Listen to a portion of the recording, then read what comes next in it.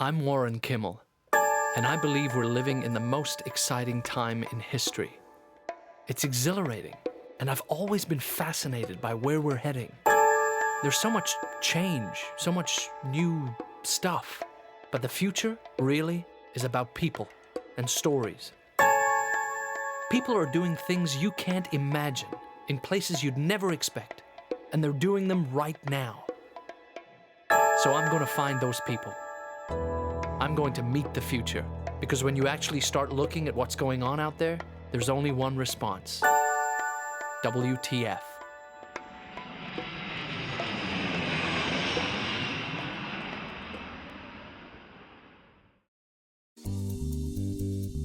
I decided to start this whole thing in Africa. I know a lot of people think that's the last place to learn about the future, but that's why I called the show WTF. I was born here, and it drives me crazy that whenever people think of Africa, they think of starving, helpless masses and, well, just one big charity case. I know that isn't true. Everyone here is so passionate, so creative, and they're having to solve problems no one else has. I want people to see that. Africa is huge. There are 53 countries and over 1 billion people living here. The problem is where to begin. I read a book called The Blue Sweater, written by a woman who feels the same way about Africa as I do. I heard she was in Kenya. So here I am, in the capital, Nairobi. Well, I called it The Blue Sweater because of the story. Should I tell the story? Yeah, tell us the story.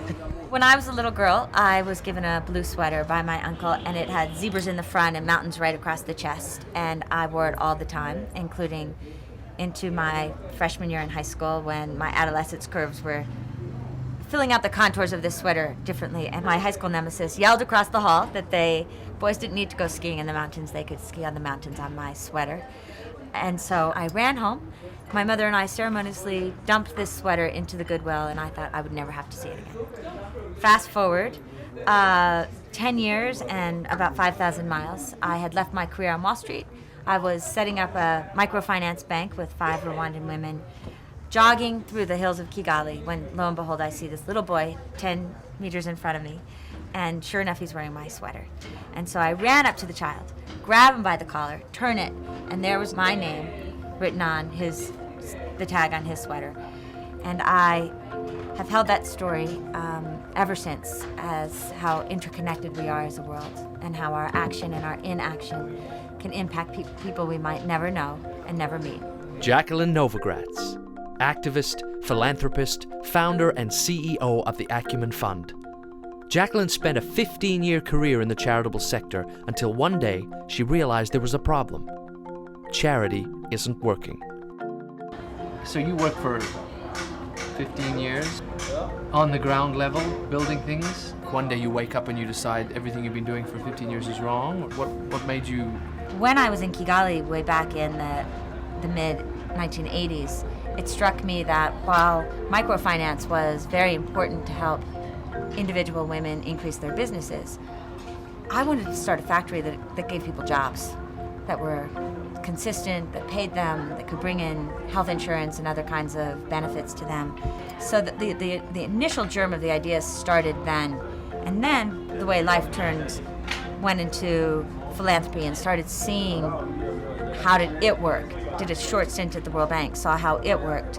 By the time 2001 came around, not only had I seen the Rwandan genocide, which exposed how too much aid can actually create more damage than good, the real need to look at markets, and that the institution that we had built, because it was indigenous, because it was market-based, had survived despite the fact that its leadership had played out every conceivable role of genocide.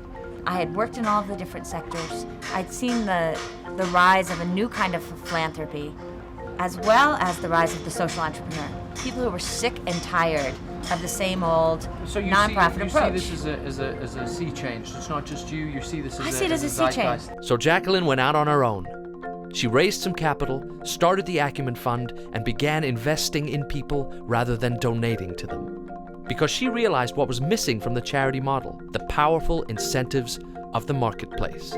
So you see here Gucci and Armani and ball gowns. So in these here. come from all over Europe and They come all over Europe, North the United America? States, North America. I, at that point, had no idea that when you threw your clothes to Goodwill or Salvation Army, that it would actually become a part of big business.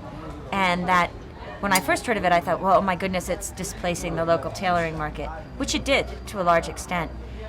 But in that kind of creative destruction of the marketplace, it created real opportunity for people. For me, it's also a place that I love just about more than anywhere in the world, because I think it's 90-95% likely that my sweater came to Mombasa through Toy Market. Really? And everybody looks pretty good, I have to say. Everybody's It's wearing... very democratizing. That's good. Jacqueline still wants to help the poorest of the poor. That hasn't changed. But by introducing the disciplines of business to the world of charity, she's created a whole new type of social investment. When I read your book, I guess it's become the catchphrase because it's beautifully put, patient capital. So you guys are prepared to spend a little bit longer. You're not just dropping in, spending some money and leaving. Well, and my mother and father always talked about leadership as showing up. And love. Love is about showing up. We keep showing up. I keep showing up. And so it creates a level of trust and accountability and conversation that enables real change. Jacqueline was basically telling me that charities treat poor people like they're different from you and me, when they're not. I mean, I don't want to be pitied or made to feel helpless. I don't really want to be looked after, and neither do they. Even among the poorest of the poor, people want dignity. They want opportunity.